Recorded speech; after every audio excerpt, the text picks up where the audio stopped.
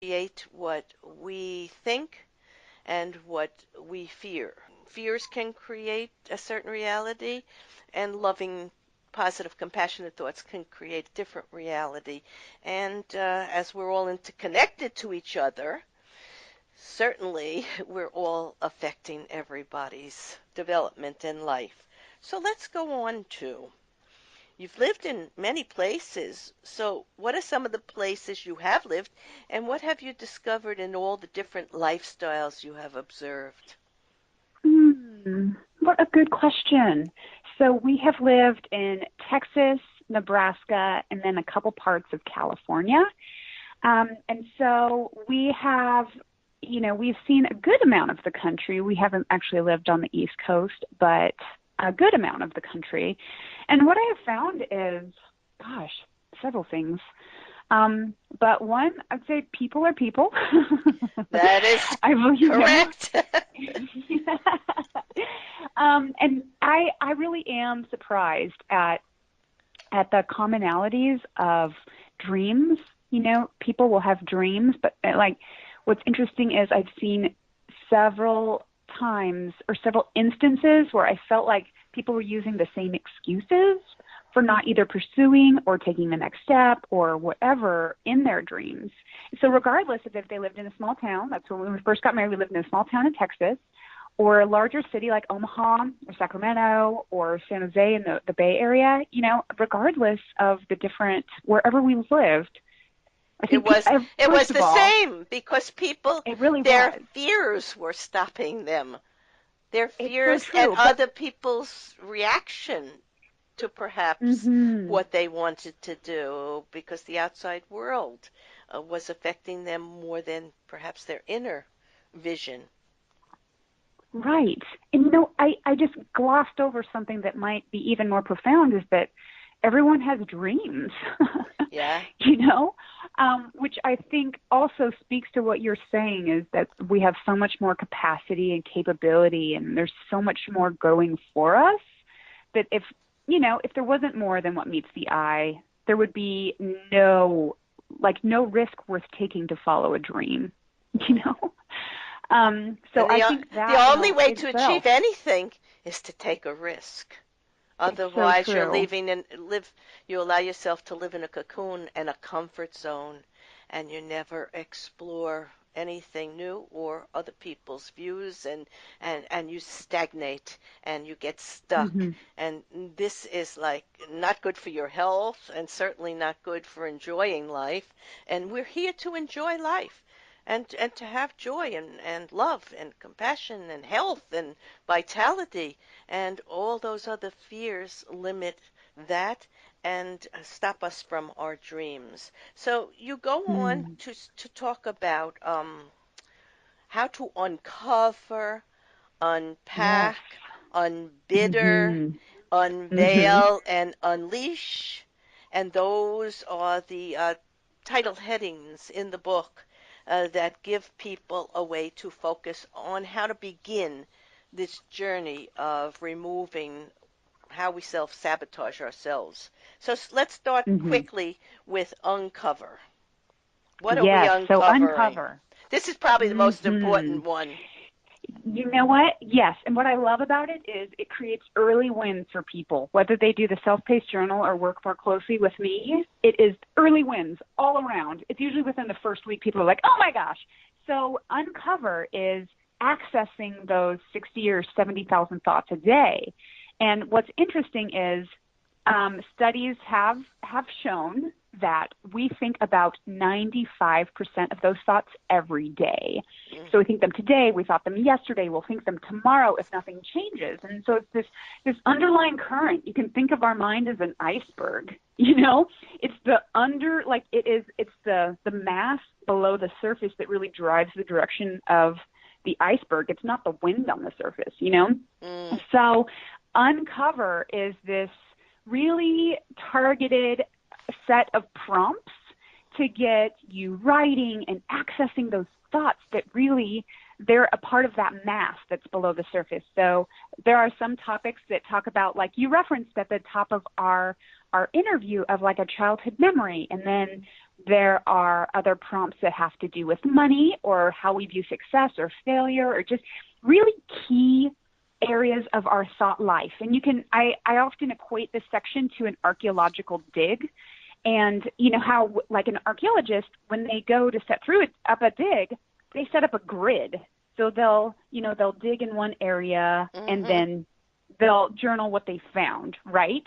And then they'll move to another square, and then they'll move to another square. And so that's really what Uncover is all about. It's pretty much an archaeological dig of something that's alive, you know? Yes, and I think So it's really also about powerful. asking people to reflect on their childhood and to perhaps find the fears or traumas that may persist in their perceptions, and when exposed can be changed and released so we can be free of it. You know, I particularly always like to focus on what crosses a person's mind when they think of success. So can you tell us what Mm-hmm. success means to you? Oh, it means light. It doesn't mean heavy. It means, you're surrounded by those you love and those you trust. And they're like, if you want to do something, like if you really feel compelled to either build a business or build a philanthropic effort, Yeah, yes, or a family. family, that you go for it. That in my mind is success. It's Right. movement forward, yes. Or live in a different country or culture, or learn another Yes. language. Anything that you choose that expands you and your whole being is success to me, too. You know, in my Mm-hmm. next book, New Life Awaits, Creating Your Best Afterlife by Living Consciously Now, I addressed this very important thought, and I wrote, of course, success has different meanings to each individual, as many of us well know. Cindy Locker, one of the co-authors in Mastering the Art of Success, suggested success for one woman might be a good marriage, happy children, and a career or area of study that she enjoys. Success for the man next door might mean a challenging job that keeps him on the run and provides enough money to enjoy life's amenities. Some people do not define success in terms of material gain. For these people, success means learning new things, growing spiritually and intellectually, and other altruistic ideals that are internal rather than external. And in today's competitive business world, success has become an art, and those who Mm. master it are considered lucky. But luck might not have as much to do with becoming successful as good, old-fashioned hard work, overcoming negative attitudes or people who limit you, and you're being able to learn, grow, or mature socially, spiritually, and emotionally. And that's what you have done with your journaling, and that's the system you have Mm. set up for people to begin to follow, to find what success means to them. And you have a few interesting quotes from people like Coco Chanel, who said there are people Mm-hmm. who have money and people who are rich. And then Paulo Coelho, who I love, exploring both these thoughts. He said, two things keep us from happiness: living in the past and observing others. And that's the truth. And that's what we're talking about So here true. today. Going So true. within, knowing ourself, loving ourself, being ourself. And it brings us all to the truth of why you wrote this book. Mm. What do you want readers to take away with them after working with your journal, and the many questions that offer a way to reflect, rethink, review, and recreate new perceptions for living an authentic and wonderful, purposeful life? So what do you want them Mm. to take away with them? Yes, great question. So I think of Unsabotage, the book or even the coaching or the course, whatever, as a toolkit. So it is a journal, but it's so much more. It is a new way to look at our thoughts, and when we see that we're kind of running into walls, how Mm-hmm. we can look at them and actually discover what they are, so we can either shatter them. Some people like the word melt them, go around them, whatever visual really captures your imagination. It's giving people the tools to figure out what's holding them back, so they can, so they can move forward in their career, move forward in their family, or forward in their health, whatever it is. It's a resource kit. It's a toolkit. So they don't have to fight life anymore. They don't have to fight. They can relax into the contact of the wall themselves and whatever obstacle they're doing. That's beautiful.